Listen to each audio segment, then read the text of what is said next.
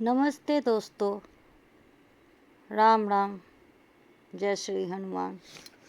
आज मैं आपको बताने जा रही हूँ हनुमान जी को सिंदूर चढ़ाने की परंपरा क्यों है। अद्भुत रामायण में एक कथा का उल्लेख किया गया है जिसमें मंगलवार की सुबह जब हनुमान जी को भूख लगी तो वे माता जानकी के पास कुछ कलेवा पाने के लिए पहुँचे। सीता माता की मांग में लगा सिंदूर देखकर हनुमान जी ने उनसे आश्चर्यजनक पूर्वक पूछा, माता, मांग में आपने यह कौन सा लाल द्रव्य लगाया है? इस पर सीता माता ने प्रसन्नता पूर्वक कहा, हे पुत्र, यह सुहागिन स्त्रियों का प्रतीक, मंगल सूचक, सीमा सौभाग्यवर्धक सिंदूर है जो स्वामी के दीर्घायु के लिए जीवन पर्यंत मांग में लगाया जाता है। इससे वे मुझ पर प्रसन्न रहते हैं।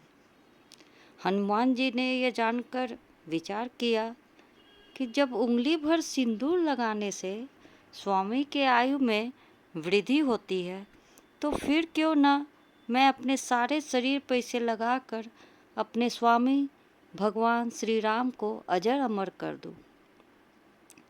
उन्होंने जैसा सोचा वैसा ही कर दिखाया। अपने सारे शरीर पर सिंदूर पोतकर भगवान श्री राम की सभा में पहुंच गए। उन्हें इस प्रकार देखकर राम जी मुस्कुराने लगे।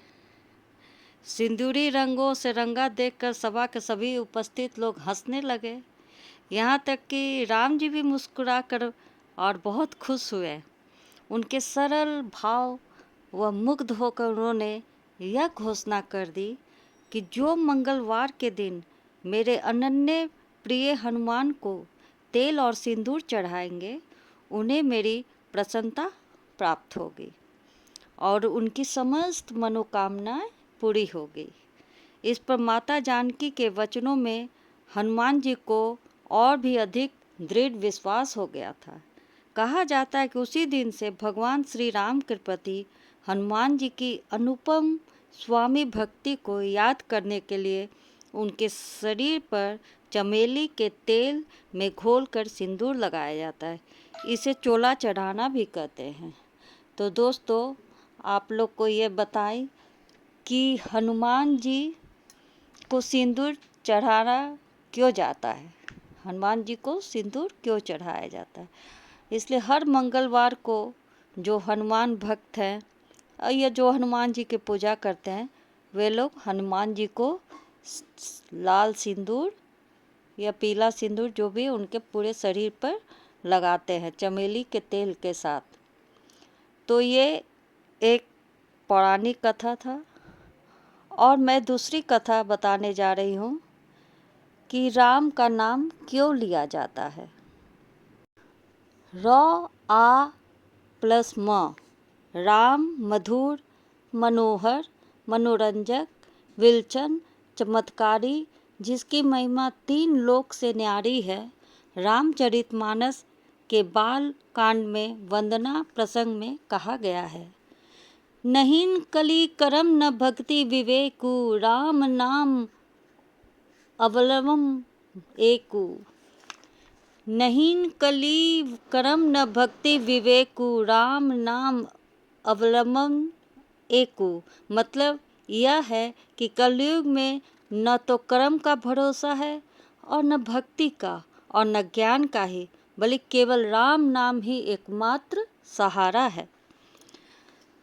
पद्म पुराण में कहा गया है, रामेति नाम वक्षत्रे विश्वम भादाक्तम यदि, रामति नाम यक्षोत्रे विष्णु भादाक्तम यदि, करोति पाप संहाम तुलम वहिंकनो यथा।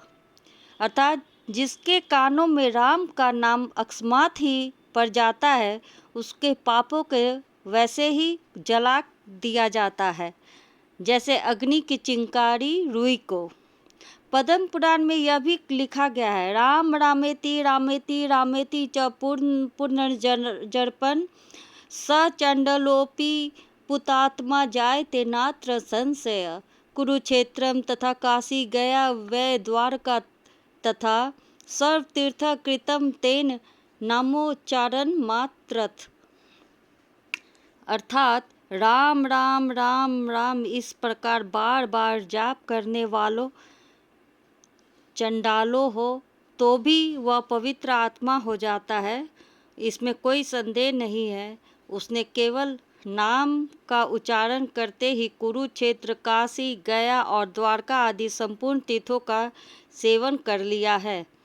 इसलिए हम लोग राम का नाम इसलिए जपा जाता है दोस्तों, राम नाम सर्वश्रेष्ठ है और राम का नाम लेने से सब पापों से मुक्ति हो जाती है और हम लोग वैकुंठ को चले जाते हैं। राम का नाम अपने किसी भी कार्य शुरू होने के पहले उनको सिमरन जरूर करना चाहिए। सब मनोकामना पूरी होती है और वो काम बहुत आसानी से हो जाता है।